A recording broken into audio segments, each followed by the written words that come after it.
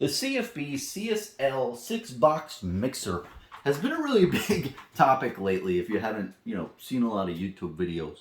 And I really want to kind of break it down for you today. I just want to explain my thoughts and opinions on it, give you a lot of different information that you might not have heard yet. Because I feel like we've heard a lot of different information and opinions and a lot of, anger and frustration, which is very warranted.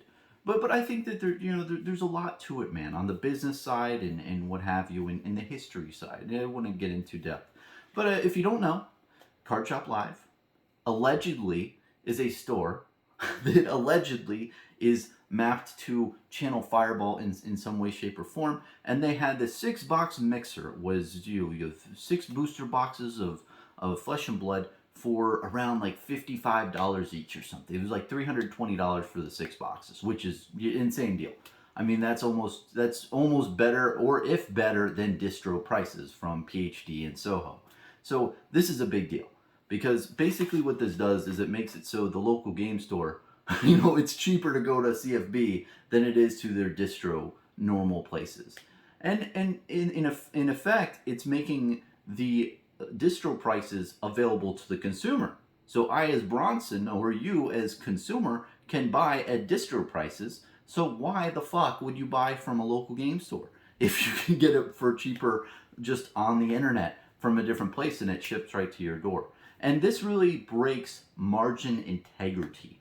And this is a promise. It's a I don't want to say it's a promise, but it's something that Legend Stories Studios has stated a couple times in their marketing material to local game stores, saying, hey, margin integrity is very important to us. We want to make sure that you're able to make money on the sale of booster boxes, so you can stay in business, you can stay profitable. And that makes sense. And overall, big picture, to summarize this whole thing. CFB did these like big bundles, and they've been doing it for a while, man. They've done the eBay bid thing. They've done like little bundles. But this is like the most egregious thing I think so far is this 6-box mixer. And essentially, I think the reason why, and this is all speculation. I don't have any information on this. But if you just think about it from a business standpoint, if they're getting rid of product and dumping, I think a lot of the people out there you're going to hear from, they think that Channel Fireball does not have faith in Flesh and Blood, and that's why they're dumping. No. In my mind, they're just getting cash because they have not as much cash flow. And if you think about this current market of collectibles, there's a lot of crickets. I hear a lot of crickets around. The amount of money that's being put into collectibles has vastly decreased from 2021. So, Channel Fireball probably looked at their projections in 2022 and it was like, woo, sky high, we're going to make a lot of profit. And now it's just like dropped off. So they need to get cash and cash flow. That's why they just need to dump inventory, even though they might not want to. And, overall, I just want to really focus on the action items, going forward. From this situation, I think that Channel Fireball, man, guys, what the fuck?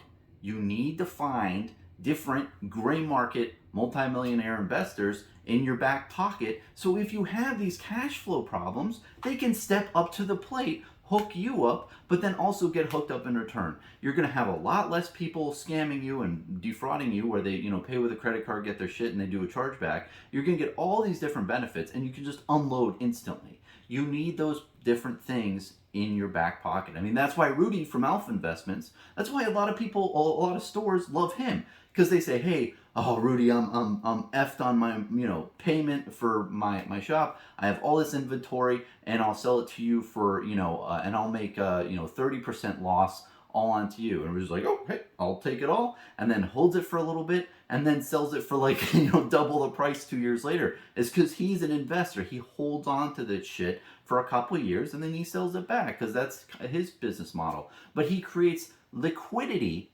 for different stores out there. And that's what, guys, CFB, you guys need that. You need some type of liquidity method to where if you guys get over your head in product and you don't have as much capital, you can raise capital instantly and not like go on the secondary market and just dump to a bunch of customers, which really fucks over the local game stores. So, that's my whole thought on what they really need to go do going forward. And then I really want to address Legend Story Studios, guys. Like, I love you, love Legend Story Studios, but this probably warrants some type of article. Do you necessarily have to call out CFB and say you're the problem person? No, but should you say something to the effect of you didn't even have to say anything about certain things. You say, hey, we're actively looking at the secondary market, and margin integrity is very important to us, and we are striving to make it better.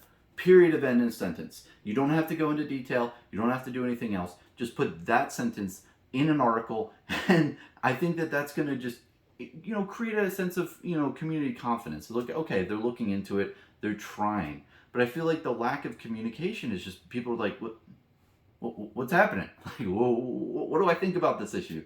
So anyway, I think a really quick statement like that would be really helpful for the current time period. And that's really my whole thoughts on this overall of high level what needs to be done going forward. But this is concerning. But I think people have really just blown it out of proportion. I don't think that this is gonna hurt the game very much at all. Does it need to be corrected? Yes. Can CFB sell boxes at distro prices to everyone and then screw over all the local game stores for the next 3 to 5 years? No, that can't happen. It does need to be getting fixed. But for my mind, if you look at what this is, the 6-box mixer, it really is to generate cash flow. I don't think that they want to do this. I don't think that they are wanting to just dump product and get cash back. I think they're put into a corner where they're in a corner and they're like, well, I need to generate cash somehow. This is how I need to do it. So that's really what I've gathered from the situation and how I see it from how it's playing out. And yeah, that's kind of the whole situation. Now, something I really want to shed light on that I don't think a lot of people know is the history of CFB and Legend Story Studios. And I think it's really important for people to understand this because it's very easy in 2022 to just forget, they've always been around. But I've been around since the beginning of this game, or close to the beginning of this game. And I understand really kind of the thoughts and feelings when this happened. So back in 2020, it was, let's say, around May, right, is when CFB, Legend Story Studios, started talking, talking like, hey, maybe we have a partnership here. And if you remember back to May 2020, it was the height of the pandemic. People were fucking like scared as hell. Stock market crashed. Everyone was like panicking, fear, emotions, everything like that. And when you're when you're a small time trading card game trying to get off the block with your Welcome to Wrath and Arcane Rising, first edition, and like you're in that type of market, it's really hard to get your product sold, especially to local game stores. And even not only including that, but in the past, in 2019, 2018, you had just incredibly bad year for collectibles, across the board. They were all tanking. And even up to that point, though, in 2020, no local game store really believed in new trading card games. They had zero faith because they've been burned so many times in the past by all these other TCGs that came up and then just died out, and then the local game stores were held with the bag of like $5,000 of inventory in this TCG that's dead. Then they have dead inventory and they got fucked. So when Legend Story Studios approached these local game stores in early 2020 in the U.S. mainly, and other places too, but I just want to focus on the U.S. A lot of local game stores, most of them said, no, F off. Don't care. Nah, I'm not interested. Go away. I don't want to stock your game. It's going to fail. You might not like to hear that, but that's the honest truth. And then, that accumulated over a couple months, and then you got to May, and then CFB is like, hey, let's talk here. They were open to talking, and they struck out a deal, and you have to look at different arrangements. So the partnership agreement, I believe, is what they announced on the site of FabTCG, and that is the agreement a lot of people are talking about, where CFB and Legend Story Studios made some sort of arrangement, right? So a business transaction, And when that got announced, look at my video from that time. I said, this is not a partnership agreement. This is a business arrangement. And when you looked at the background of all the products they got, CFB got like Welcome to Wrath and Arcane Rising first edition booster boxes, and they probably got around 10% of the print run of both boxes respectively, and they made a fuck ton of money on those products. And you really have to look at, a little bit before that, around the June to July time period of Flesh and Blood, the boxes started creeping up. And there was some like good information and stuff, and they spiked in value. And then once the CFB announcement came out, holy shit, those boxes went sky high to $600, $900 a pop. CFB was selling a ton on eBay, a ton on their site. They made a ton of money. And I have some conspiracy theories of that, but, maybe that's another video. But essentially, it was a year after Welcome to Wrath and Arcane, or Welcome to Wrath was produced, that CFB got their, huge allocation of product due to this partnership agreement, most likely. Now, is price fixing a word in the English dictionary? Yes, but that has nothing to do with this. And essentially, they owned a very high portion of the market. You have to think about how many boxes were in circulation at that time in the US and how much did CFB get allocated to own. And the amount of market share that they probably had, if I had to hazard any guess, and there's no statistics behind this, I would imagine like 60 to 80% of the market. I mean, they had a very large position of boxes. But not only that, even though they only maybe had 10%, anyone else who had a big position of Flesh and Blood in that time period of 2020, they didn't want to sell. They're like, oh, CFB's getting into the boat? Oh, let's just make this shit ride. And they were just like, okay, let's let it ride, and they were holding. I don't think that a lot of people at that time period were like, oh, yeah, now's a good time to get out. They were like, no, this is the beginning of the adventure. I want to stay in. So anyone who had product, is what I'm saying, and that had large positions, held, and then CFB sold a fuck ton of what they owned to generate a ton of income, and it was very profitable for them. But one thing that we have to realize is, what was the whole agreement, and what is in that, and we'll never know. But if you think about the whole time period and the aspects of just being a new trading card game in the industry and getting CFB to partner with you, I imagine that Legend Story Studios had to give up a good amount of things to CFB to make that business arrangement. It was the height of COVID. Legend Story Studios wanted to get into the U.S. market, but they were cock-blocked left and right from all these different local game stores who didn't want to get into the game. I don't blame them. If I was a new game store, I'd probably say the same thing. Even though I love Flesh and Blood, just because you get burned like twice, 3 times, 4 times on new TCGs, and it's too much of a hurt, So the risk is too high. I totally understand. But you had all these different factors building up, and you had Legend Story Studios really wanting to get into the U.S. market, and this was kind of like a huge way to get into the U.S. market. And if you look at what happened, didn't it play out really well? I mean, they got so many more people in the game. their secondary market on all these products, spiked and skyrocketed. Before that time period, Heart of Fyendals were $500 a card for the cold foil. Now they're what, 10, 20,000? You had all these cold foil legendaries that were like $50, $80. Now they're, $1,000. You had a lot of hype and things come out. But I also know that Legend Story Studios, I don't know this, but I really think that they knew that this was a good way to make their game penetrate the market, increase their market growth, but they knew that there was not going to be a really good relationship with them and Channel Fireball. I think they knew that going into it. And the way I'm saying that is, if you look at the article, if you look at the original article with the CFB content partnership, it has gambler's gloves as the artwork. Like, who?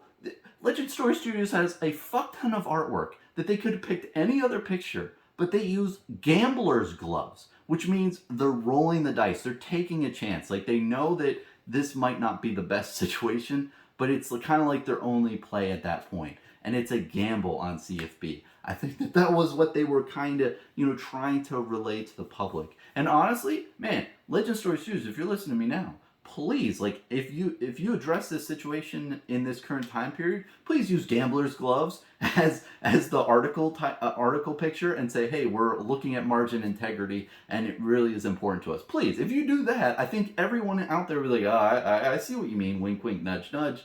And it won't be as much, because I know you guys can't say anything about your business partner. You can't shit talk them, which makes sense. I mean, A, it's probably not part of the agreement. That's probably not good. But B, it's not good to do that as a partner. Now, CFB's been a really shitty partner to you. I totally understand. But I know that, like, when you do business, it's there's no winners if you get into a fist fight. So, that's my whole kind of feeling on that of the past. And I think a lot of people don't realize is that, the arrangement was made between Legend Story Studios and CFB. What that was, we don't know. But if you look at the whole bargaining power that Legend Story Studios had at that time, it was like nothing. And then CFB had like literally everything to gain from it. So I think that, that was kind of where it was at. And CFB, honestly, though, they were getting snubbed by MTG with the whole direct to Amazon at that time. So they were probably looking for other revenue sources. And I think that's what really got Flesh and Blood even in the door at that point, is because, they needed to generate more income in different streams. Now, I want to focus more now, I want to into the history. I want to talk about the business model of CFB. Now, personally, I don't like how they interact with the community of Flesh and Blood or a lot of TCGs. Are they a great store for a consumer buying a product? I think they're pretty good. I've purchased from CFB when I was buying Magic the Gathering cards. I purchased a couple things from Flesh and Blood from them in the past, not in great detail, but it always arrives on time and its product is described. It is what it is. Now, what they do with the community, I don't really like. I think that they're very mechanical. They only care about themselves, and they don't really care about all the other stores out there. They don't fight like on even footing with the whole boxes that you see here. I mean, they've been doing this whole like selling under map for the longest fucking time, and everyone just it gets screwed over. They've been doing that stuff, and the way they treat like certain people out there in the community, I don't really personally, allegedly, I don't really like how they interact. It's just a personal feeling. I just don't get like the best motivation here, or the best feeling. But at the end of the day, I realize they're a fucking company, and companies serve the shareholders or whoever owns the equity of that. And I understand that they're a business, and you can't blame a business for being a business. Like, tis business, stop being so business. It's in their nature. If you've ever listened to the allegory of the scorpion and the toad, I feel like it's just like that. It's a scorpion. It's gonna fucking sting people. So that's kind of how I feel at the end of the day regarding this, them as a business. But, it doesn't mean I like them or I'd probably ever, want to do anything with them in the future. Let's talk about their business model, because I made a video a while back talking about how they're an IPO incubator. And I just want to explain and expand on that more. Now, it's weird. I don't know how to feel about them as a business. I don't know if they're like complete idiots or like secret geniuses. Like, I like what they're doing with their business model in a couple ways. I think it's smart. Like with the whole Flesh and Blood and MetaZoo type thing where they're promoting them. And I say they're an IPO incubator, TCG IPO incubator. Basically, an IPO is initial public offering. It means when a stock in the stock market is new and it just, comes out of nowhere and people can, it's initial public offering of that stock. And I feel like that's what they do with new TCGs. They say, hey, this is a new game. It's great. And they already have the customer base, and they in an incubator, keeps things warm and cozy. So it grows new TCGs in Channel Fireball's site by, selling the product, doing content, what have you. I think that's a smart play, especially in 2021, 2022. They have the customer base, and they just take the product and just sell it. It's a very easy business model, and it generated a fuck ton of revenue for them. So I think as long as they pick good winners out there that are quality games, it's a good play. They're making a lot of revenue. Now, another thing that they've done, if you haven't noticed, but POS, Binder POS, is a company that does these like online businesses as a service. And if you've noticed, the CFB website for singles is basically a TCG player clone. Well, for other game stores and such. I think that's a good play. Look at this. Like, no, they don't sell single cards, and they're just making other mom and pop places sell single cards, and they're just hosting it and getting the revenue. I think that's a very profitable business model. It makes sense to me. Because selling single cards takes a lot of fucking labor and a lot of time and energy, and paying for that, I don't think it's very profitable in this day and age. I think single sales just really bad, unless you were a just single person or like maybe 3 or 2 people who are doing it. I think it can be profitable. When you have a huge corporation doing it, I don't think it's as profitable. I think the facilitation of it becomes profitable, like they're doing with TCG Player Clone. But other than that, I don't think that them selling singles is good anymore. And they cut that, and they started doing like a TCG player model. I think that that's a smart business, and I don't mean to praise them here. I'm just saying from a business standpoint. Look at them just from a business. I know you might not like the scorpion stinging you, but let's analyze the scorpion.